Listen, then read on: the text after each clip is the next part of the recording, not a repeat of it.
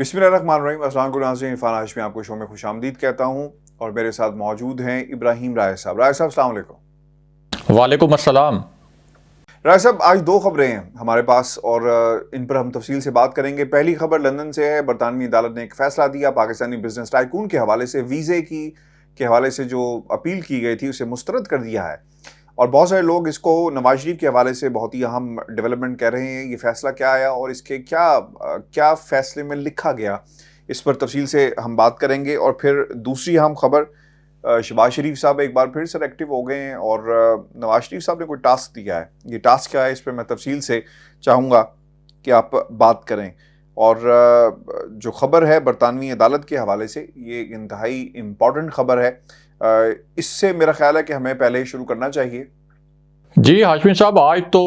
کوئی لندن سے آپ کے پاس بڑی خبر ہے،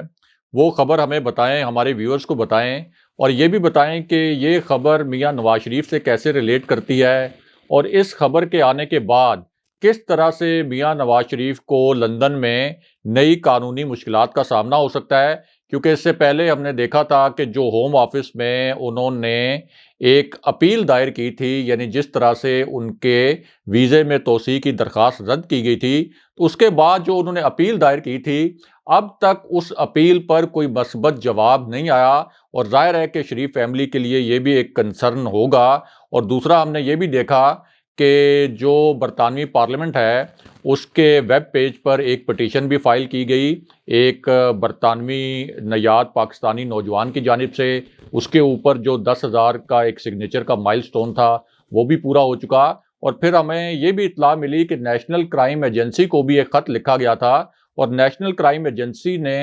ایک جوابی خط بھی پھر لکھا، اور اس خط میں انہوں نے یہ مینشن کیا کہ ہمیں معلوم ہے کہ میاں نواز شریف کن حالات میں پاکستان سے گئے تھے، ہمیں یہ بھی معلوم ہے کہ میاں نواز شریف کو پاکستان کی عدالتوں نے مفرور اور اشتہاری قرار دیا تھا، اور اس خط میں یہ بھی مینشن کیا گیا تھا کہ ہمیں یہ بھی معلوم ہے کہ میاں نواز شریف نے ایک میڈیکل یہاں پہ ٹریٹمنٹ کے بعد واپس جانا تھا، کیونکہ وہ میڈیکل ویزے پہ آئے تھے، اور وہ میڈیکل ٹریٹمنٹ کے بعد واپس نہیں گئے۔ اور اسی جواب میں اسحاق ڈار کے متعلق بھی یہ مینشن کیا گیا تھا کہ اسحاق ڈار جس طریقے سے پاکستان سے نکلے تھے، اور جس طرح کا ان کا اس وقت برطانیہ میں سٹیٹس ہے، اور پاکستان میں ان کے اوپر جو عدالتی مقدمات ہیں اور جس طرح سے ان کے خلاف فیصلے آئے ہیں، یہ تمام باتیں ہمارے علم میں ہیں۔ تو اس کا مطلب تو یہ ہے کہ پہلے ہی میاں نواز شریف ہوں، اسحاق ڈار ہوں، تو ان کا جو وہاں پر سٹیٹس ہے اس حوالے سے کچھ نہ کچھ کہیں نہ کہیں قانونی مشکلات کا سامنا انہیں پہلے سے بھی تھا، اور اب تو پاکستان اور یوکے کے درمیان ایک جو ری ایڈمیشن معاہدہ ہے وہ بھی رینیو ہوا ہے۔ تو اس پورے کانٹیکسٹ میں یہ جو لندن سے بڑی خبر آئی ہے، جو کہ میاں نواز شریف کے ویزے سے بھی ریلیٹ کر سکتی ہے، اور ان کی جو ایک خواہش ہے وہاں اپنے قیام کو توسیع دینے کے حوالے سے، تو اس جی حوالے سے بھی یہ بڑی اہم خبر ہے۔ تو یہ ذرا ہمیں بتائیں، اس کی ٹیکنیکل ڈیٹیلز بھی بتائیں کہ یہ خبر کیا ہے، اور پھر یہ بھی بتائیں کہ یہ میاں نواز شریف سے کیسے ریلیٹ جی کرتی ہے۔ دیکھیں رائے صاحب، یہ جو فیصلہ آیا ہے یہ برطانوی عدالت کا ہے، اور برطانیہ کی عدالت کے جج ہیں لیڈی جسٹس نیکول ڈیویز اور لارڈ جسٹس نیوگی، اور پھر لارڈ جسٹس سنوڈن، جنہوں نے یہ فیصلہ دیا ملک ریاض صاحب اور ان کے بیٹے کے حوالے سے، احمد علی ریاض، اور پھر secretary of state for the department جو رسپونڈنٹ تھے جن سے جواب طلب کیا گیا تھا۔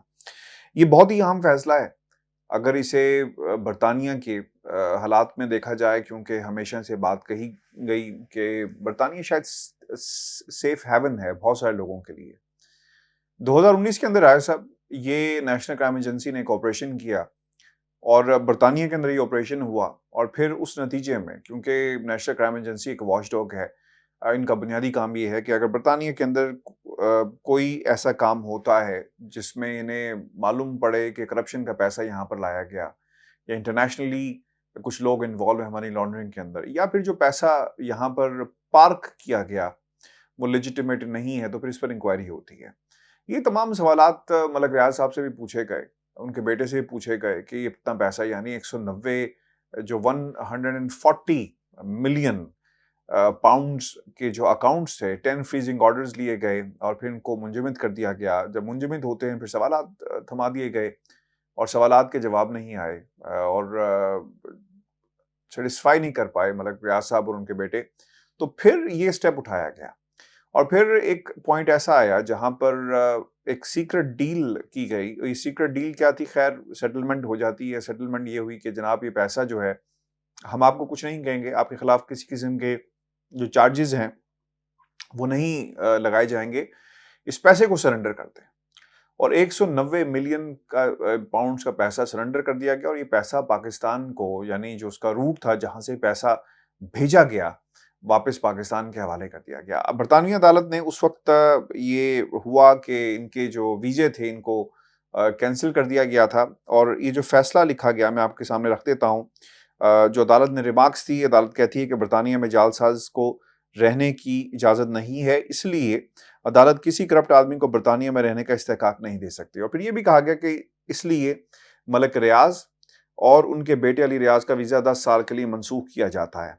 अच्छा, फिर दूसरी जो बात इसमें लिखी गई कि बरतानवी इमिग्रेशन ने, अदालत ने मलिक रियाज और उनके बेटे की जो मल्टीपल वीज़ा जो था उसको भी मुस्तरद किया, जो अपील की गई थी उसे मुस्तरद किया, क्योंकि बुनियादी वजह करप्शन और कमर्शियल बेज़ाब्तगी के इल्ज़ामात पर ये फैसला दिया गया रॉयल कोर्ट ऑफ लंदन के जज की तरफ से, और अपीलें जो है मुस्तरद हुई। फिर ये बताते चलें आपको कि मलिक रियाज और उनके बेटे अली रियाज के खिलाफ अदालत ने बरतानवी होम ऑफिस का जो फैसला था बरकरार रखा। इससे पहले चूंकि जो प्रोसीजर है, होम ऑफिस को दरख्वास्त दी जाती है, अगर होम ऑफिस आपकी दरख्वास्त को रद्द कर देता है तो फिर अदालत का दरवाज़ा जो है वो खटखटाया जाता है, जहां पर अदालत में होम ऑफिस ने भी अपना मौक़िफ़ रखा, जिसमें कहा गया कि दरख्वास्त गुजार एशिया का प्रॉपर्टी टाइकून है और दरख्वास्त गुजार और उनका बेटा बहरिया टाउन नामी कंपनी चला रहे हैं। इनकी कंपनी पर करप्शन, कमर्शियल बेज़ाब्तगियों में मुलव्विस रहने के ये इल्ज़ामात हैं। और इसके हवाले से ये भी जो चीज़ सामने आई कि इससे पहले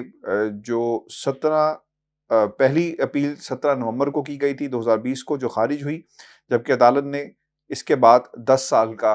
जो मल्टीपल वीज़ा था इसको भी मंसूख किया। ये इनकी दूसरी अपील थी। इसके बाद जो सोशल मीडिया रहा साहब उसके ऊपर काफ़ी एक तूफान भी आया। और मैं आपको ये बताता चलूँ कि ये मामला शुरू कहाँ से होता है। जैसे मैंने प्रोग्राम के शुरू में भी बताया आपको कि 2019 में ये मामला शुरू हुआ, जहाँ पर जो 9 अकाउंट्स थे जिनको फ्रीज किया गया, ऑर्डर्स लिए गए 140 मिलियन के हवाले से। अच्छा, इंपॉर्टेंट ये चीज़ है इस पूरे प्रोसीजर में कि एक बिजनेस टाइकून तो होना उनकी एक अपनी, ऑब्वियसली इसलिए वो मशहूर हैं, लेकिन ये प्रॉपर्टी रहा सब जो वन हाइड पार्क है, इस पे मुतादिद बार मैं गया भी हूँ, और ये हसन नवाज के दफ्तर के बिल्कुल सामने है और बड़ी प्राइम लोकेशन के ऊपर है, जहाँ से आपको हसन नवाज का दफ्तर भी नजर आता है। अच्छा, इस प्रॉपर्टी को हसन नवाज से खरीदा गया था। ये बहुत कम लोग जानते हैं कि ये प्रॉपर्टी हसन नवाज की थी, और हसन नवाज ने ये प्रॉपर्टी मलिक रियाज साहब को बेची, और उसके बाद फिर ये सिलसिला शुरू होता है। और अब भी ये प्रॉपर्टी 2021 अप्रैल की जो रिपोर्ट जो सन की थी उसके मुताबिक ये प्रॉपर्टी अभी बिक नहीं सकी, क्योंकि उसकी बुनियादी वजह ये है कि लोग सवाल करते हैं, और फिर लोगों को शायद पसंद भी नहीं है कि वो एक ऐसी प्रॉपर्टी खरीदें जिसका इतना माजी जो है वो कोई इतना शानदार नहीं रहा। तो ये मामला है। अब सवाल दूसरा जो आपने पूछा कि इसका ताल्लुक क्या होगा, सबसे इम्पोर्टेंट बात ये है राय साहब कि नवाज शरीफ साहब बरतानिया में मौजूद हैं, और वो जिन हालात में आए ये भी हम सबके सामने है। 4 हफ्तों के लिए आए और 2 साल हो गए वापस नहीं गए, और फिर उनकी एक अपील एक्सटेंड होती है, कोरोना का टाइम आता है, फिर दूसरी अपील एक्सटेंड होती है, फिर मामला जो है अब इस अपील पर जाकर रुक गए, जहाँ पर वो ये कहते हैं कि जनाब मुझे बरतानिया में रहने दिया जाए, मेरा मेडिकल ग्राउंड्स के ऊपर मेरा इलाज चल रहा है वगैरह वगैरह, अगर मैं बाहर गया तो मेरे हालात ख़राब हो जाएंगे। लेकिन मीनवाइल हमने ये भी देखा कि उनका जो पासपोर्ट था उसे रिन्यू नहीं किया गया, और हुकूमत पाकिस्तान की तरफ से मौक़िफ़ इख्तियार किया गया कि जनाब अगर आपने पाकिस्तान वापस आना है तो बिल्कुल ठीक है, आप इसको हम आपको रिन्यू नहीं करेंगे बल्कि इजाज़त देंगे आप पाकिस्तान आ जाए। अब मसला ये है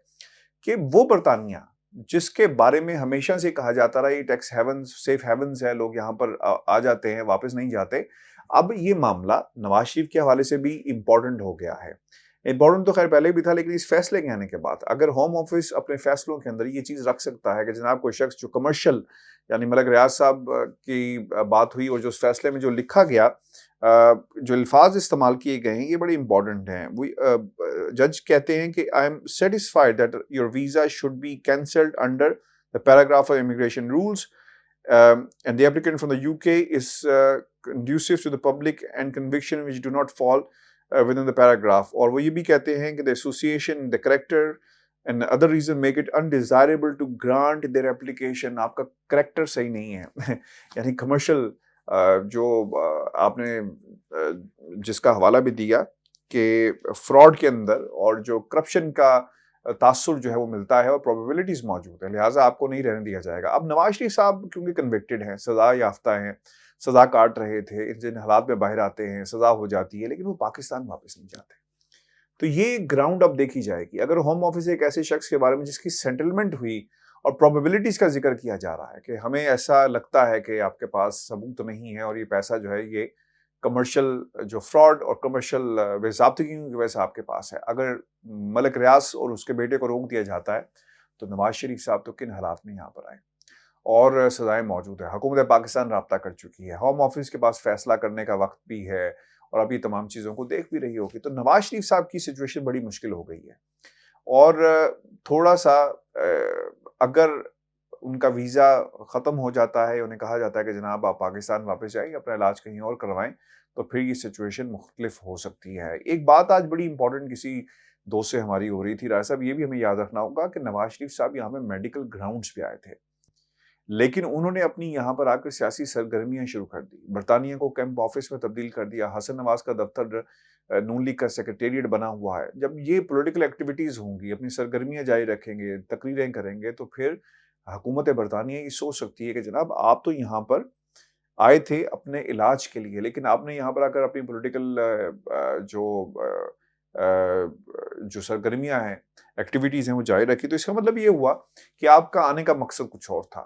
فیصلہ آئے گا تو ان چیزوں کا خیال رکھا جائے گا. اگر ایسا نہیں ہوتا تو پھر ایک بہت بڑا سوالیہ نشان برطانیہ کے ہوم آفس پہ بھی لگ جائے گا. جو کہ مجھے یاد ہے رائے صاحب، جب ہم جہاز میں لینڈ کرتے تھے، ایک لینڈنگ کارڈ 2 سال پہلے تک یہ دیا جاتا تھا جس میں لکھا جاتا تھا کہ آپ کسی قسم کی کنوکشن، کوئی کیس تو نہیں چل رہا، کوئی آپ کا ریکارڈ تو نہیں ہے، تو آپ کو فل کرنا پڑتا تھا.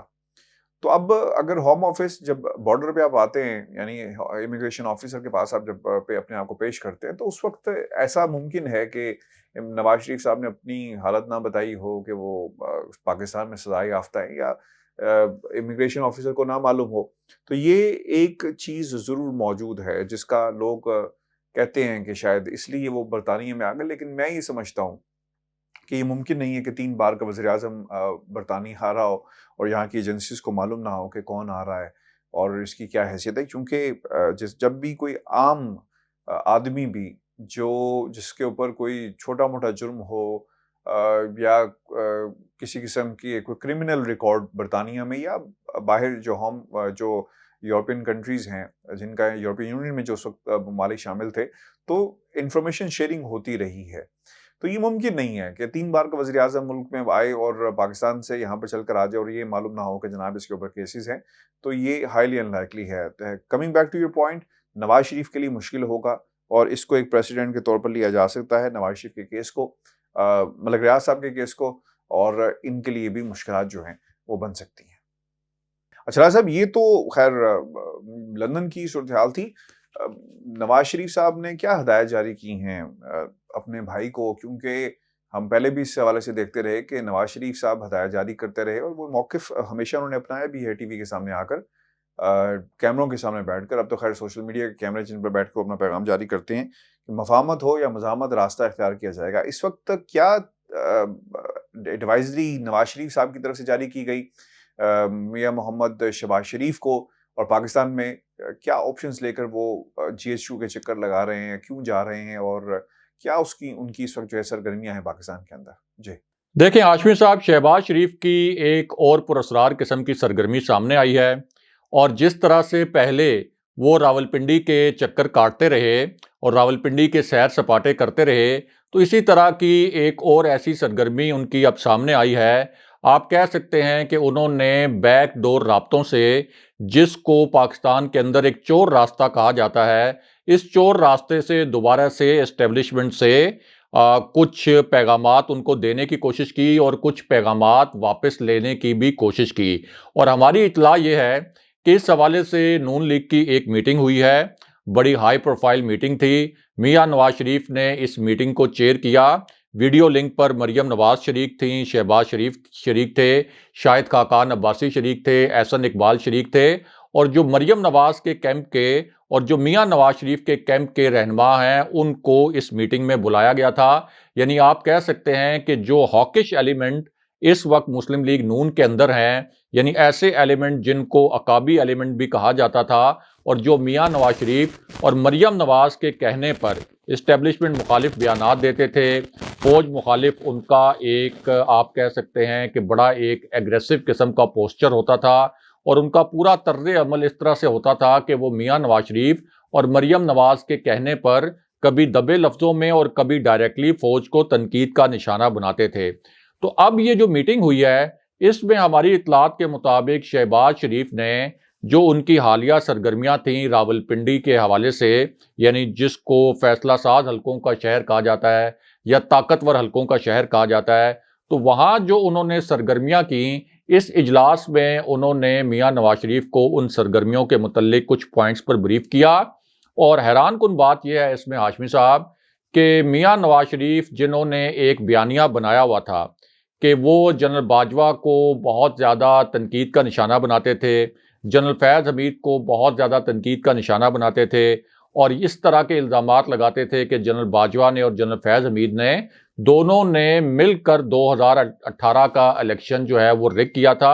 اور یہاں تک کہتے تھے کہ ہم جب اقتدار میں آئیں گے تو جنرل باجوہ اور جنرل فیض حمید کے خلاف آرٹیکل 6 کے تحت غداری کا مقدمہ بھی چلائیں گے۔ لیکن اب میاں نواز شریف نے اپنا یہ جو نام نہاد بیانیہ تھا اس کو ہماری اطلاع کے مطابق زمین بوس کر دیا ہے، اور اسی میٹنگ میں شہباز شریف کو گرین سگنل دیا ہے کہ ٹھیک ہے آپ اسٹیبلشمنٹ سے رابطے کریں، خاص طور پر آپ کوشش کریں کہ جو جنرل باجوہ کے قریبی ذرائع ہیں ان تک آپ اپروچ کریں، اور کسی طریقے سے جو میری نااہلی ہے اور جو مریم نواز کی نااہلی ہے اس کی آپ یہ کہہ سکتے ہیں کہ اس کے خاتمے کے لیے راہ ہموار کرنے کی کوشش کریں، چاہے آپ کو کچھ بھی کرنا پڑے۔ یعنی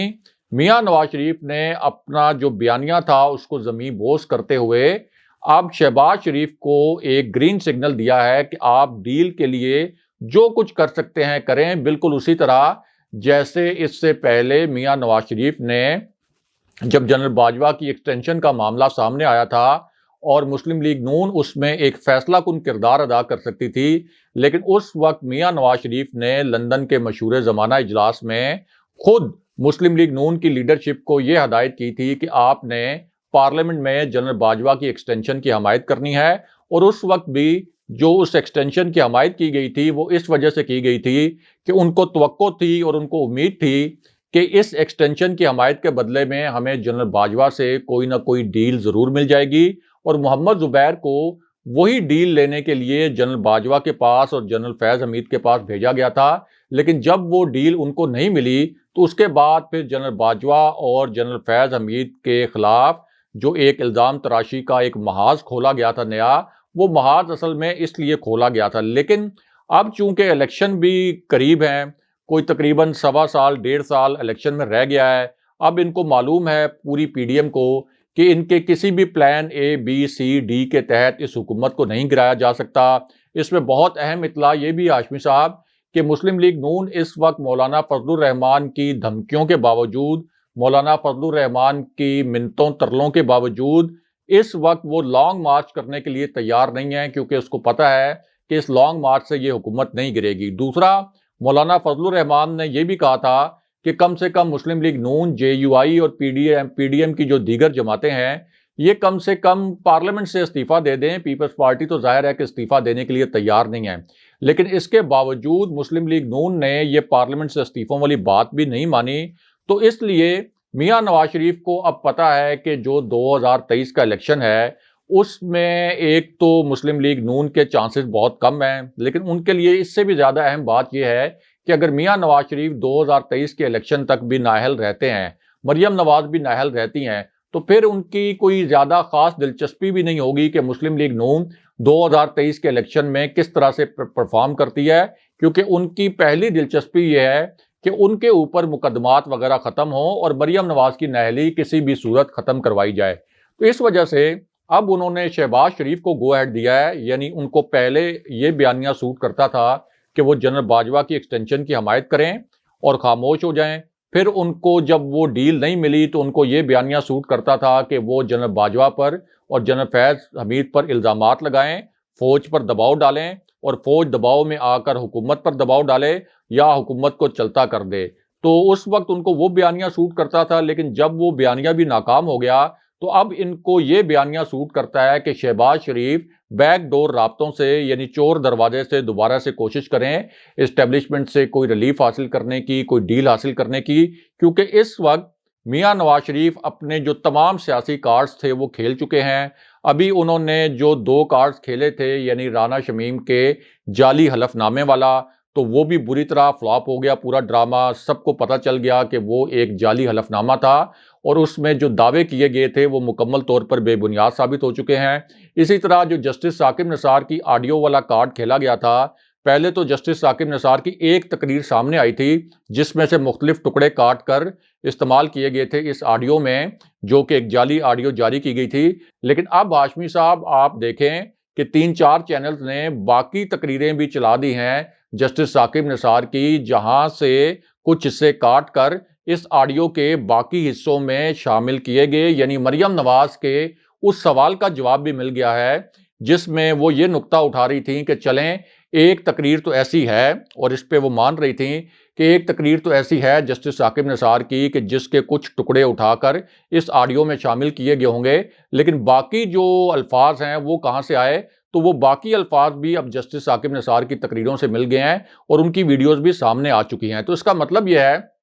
کہ ایک تو ان کے یہ جو سیاسی سٹنٹ تھے یہ بھی مکمل طور پر فیل ہو چکے ہیں. ان کے جو پی ڈی ایم کے پلیٹ فارم سے پلانز تھے سارے وہ بھی فیل ہو چکے ہیں. تو اس پوری صورتحال میں اب میاں نواز شریف کو صرف ایک ہی راستہ نظر آتا ہے اور وہ راستہ یہ ہے کہ شہباز شریف کے ذریعے اسٹیبلشمنٹ سے رابطہ کر کے کوئی ڈیل لینے کی کوشش کی جائے. اس لیے اب انہوں نے اپنا جو بیانیہ ہے مکمل طور پر تبدیل کیا ہے اور شہباز شریف کو گو ایڈ دیا ہے کہ آپ نے اس وقت کوشش یہ کرنی ہے کہ کسی بھی طریقے سے جنرل باجوہ کی خوشامد کر کے اور کسی بھی طریقے سے اسٹیبلشمنٹ کو آپ راضی کر کے ہمارے لیے ڈیل حاصل کریں. اور جو باقی ہاکش ایلیمنٹس ہیں ان کو بھی ہدایت کی گئی ہے کہ آپ نے صرف جنرل فیض حمید کو سنگل آؤٹ کرنا ہے، جنرل فیض حمید کو تنقید کرنی ہے، ان کو تنقید کا نشانہ بنانا ہے، ان پر الزامات لگانے ہیں ہر ٹی وی فورم پر، ہر پریس کانفرنس میں. اور اس کا ظاہر ہے مقصد یہ ہے کہ جنرل فیض حمید اب جو 5 آپ کے موسٹ سینئر جنرلز ہوں گے اگلے سال نومبر میں جب جنرل باجوہ کا ایکسٹینڈڈ ٹینیور ختم ہوگا، یعنی ان کی جو دوسری مدت ملازمت ختم ہوگی، تو اس وقت جو 5 موسٹ سینئر جنرلز ہوں گے نیکسٹ آرمی چیف کے لیے پوٹینشلی، تو ان میں جنرل فیض حمید بھی شامل ہوں گے. اور جو آرمی رولز میں حالیہ ترامیم کی گئی تھیں کہ کسی بھی موسٹ سینئر جنرل کے لیے اگر اس کو آرمی چیف کے لیے کنسیڈر کیا جاتا ہے تو یہ ضروری ہے کہ اس نے 1 سال تک کور بھی کمانڈ کی ہو. تو جنرل فیض حمید چونکہ 20 نومبر سے پشاور کی کور سنبھال چکے ہیں، تو اگلے سال 29 نومبر تک ان کا وہ جو 1 سال والا تجربہ ہے کسی کور کو کمانڈ کرنے کا وہ بھی پورا ہو چکا ہوگا. تو اس لیے نون لیگ کی یہ کوشش ہے اور آپ کہہ سکتے ہیں کہ نون لیگ کو اس وقت خدشہ یہ ہے کہ کہیں ایسا نہ ہو کہ جنرل فیض حمید اگلے آرمی چیف بن جائیں، اس لیے ان کو تو سنگل آؤٹ کیا جائے گا. لیکن اوورآل اب جو بیانیہ ہوگا وہ شہباز شریف کا اس وجہ سے چلے گا کہ ایک ڈیل لینی ہے. اس کا مطلب یہ ہے کہ جو ڈیل کے حوالے سے مریم نواز کا، شہباز شریف کا اور میاں نواز شریف کا بیانیہ ایک ہوتا ہے، یہ ہمیشہ ایک پیج پر ہوتے ہیں. ہاں جب پارٹی پر کنٹرول کرنے کی جنگ ہو تو پھر میاں نواز شریف اور شہباز شریف، یا آپ کہہ سکتے ہیں کہ خاص طور پر شہباز شریف اور مریم نواز الگ الگ پیج پر ہوتے ہیں. بہت شکریہ رائے صاحب. ویور جی ہمارا تھا آج کا پروگرام. اپنے کمنٹ ضرور بھیجیے گا، چینل کو سبسکرائب کریں. مجھے اور ابراہیم رائے صاحب کو اجازت دیجیے. اللہ نگہبان.